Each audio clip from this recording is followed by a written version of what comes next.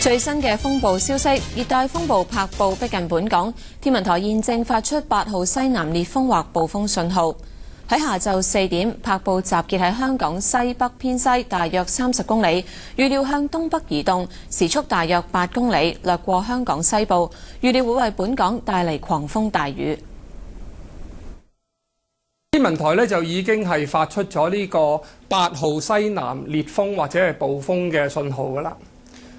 咁我哋可以從呢一張天氣圖嗰度睇到咧，柏布嘅中心咧就喺香港嘅西部嘅。咁佢而家咧就正以一個時速8公里向住東北呢個方向咧就橫過香港嘅西部區域嘅。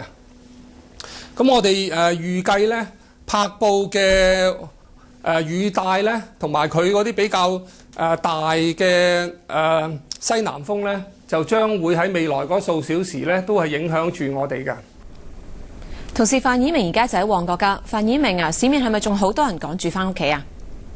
係啊，黃雅宇啊，其實啦喺街上面啦，大部分嘅市民啦都已經返咗屋企㗎啦。咁較早前啦，人多車多嘅情況啦已經唔再出現，不過仍然可以見到啦，有少部分嘅市民啦仲喺度等緊巴士返屋企。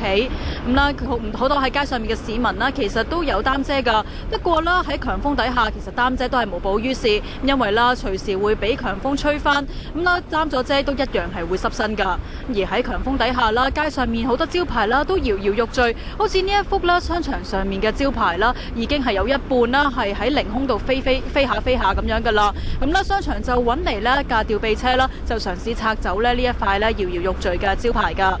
咁喺呢度嘅報道係咁多，交翻俾新聞部啊。機場管理局就話暫時服務未有受到影響，呼籲旅客出發前要同航空公司聯絡。而喺航空交通方面，國泰航空就話旅客喺出發前往機場前應該先查詢航班嘅情況。中文嘅熱線電話係27478888，而英文嘅熱線係27478889，而港龍航空嘅電話係31932000。兩鐵同埋巴士公司就話咧會加強服務，疏導翻屋企嘅人潮。海陸公共交通服務就大受影響。劉浩俊報導。8號烈風信號生效之後，地鐵表示會加密班次，港島線、荃灣線、觀塘線同將軍澳線嘅列車會加密到每2至3分鐘一班。香港至青衣每4分鐘一班車，去東涌就係8分鐘一班車。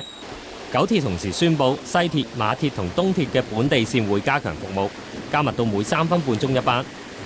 城巴同新巴亦表示會加強服務。九巴就話會維持正常服務，直至另行通知。天星小輪宣布會喺4點之前停止所有航班。新渡輪就宣布下晝3點半會停止所有渡輪服務。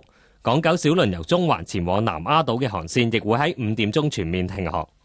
西北航運快線亦宣布停航。亞洲貨櫃碼頭同中遠國際貨櫃碼頭就宣布停止交收貨櫃。亞洲電視記者劉浩俊報道。唔少市民都趕住返屋企㗎，我哋睇睇現時嘅交通情況。喺花園道天橋落斜呢，而家行車呢係好暢順㗎。而喺交易廣場呢，行車仍然係相當擠塞，行車緩慢。